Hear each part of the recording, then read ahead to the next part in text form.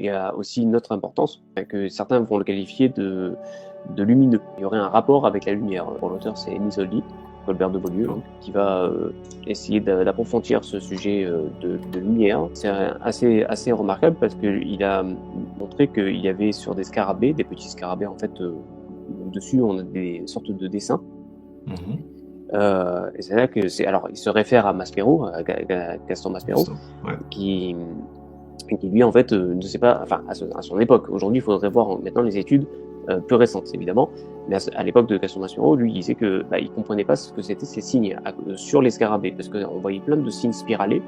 Apparemment, ça avait une grande importance pour la civilisation égyptienne, mais visiblement les égyptologues à cette époque n'avaient pas d'explication raisonnable concernant ce genre de signes spiralés. Et souvent, alors c'était soit accompagné du scarabée Khéper, qui est d'ailleurs dans le nom du scarabée, c'est le signe du crible du placenta, donc, qui accompagne le nom de Khéper, qui veut dire le scarabée, qui désigne le scarabée et qui va donc désigner aussi la transformation, le devenir de l'être, donc à chaque phase des transformations de l'être.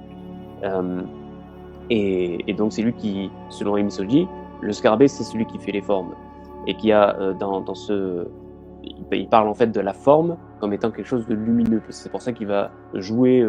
Alors c'était bien entendu très réputé à son époque de faire des références à l'éther, justement. Alors aujourd'hui, physiquement parlant, il y a des choses où ça a été un petit peu rejeté depuis Albert Einstein, mais Émile Zoldy mettait en avant le fait qu'il y avait peut-être cette histoire d'éther qui était déjà prépondérant à la civilisation égyptienne et qu'il le voyait comme quelque chose, comme un effet lumineux. Parce que pour lui, il pensait que, alors il se réfère à un autre traité de physique qui est celui de Adolphe Ganot, qui en fait, il voyait qu'avec des verres superposés, des verres de cristal superposés, ça faisait quand on mettait une lumière polarisée sur ces verres de cristal, ça faisait comme des espèces de spirales, justement. Ça faisait comme des couches de corps, comme s'il y avait plusieurs corps qui s'enroulaient comme ça et qui donnaient des formes, tu vois. D'accord. Donc, et pour Émile Zoldy, il pense que les anciens Égyptiens pouvaient avoir vu ça dans une bouteille, tout simplement en verre, et qu'ils utilisaient le verre pour voir la lumière du soleil à travers ça, et ça faisait donc cette espèce de forme spiralée qu'ils ont ensuite reproduit en accompagnant l'encre, justement, très souvent.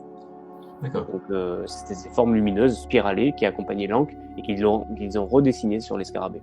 Bon, c'est intéressant, c'est un point certainement qui pourrait être bien plus approfondi, mais voilà, c'est sympa aussi à souligner.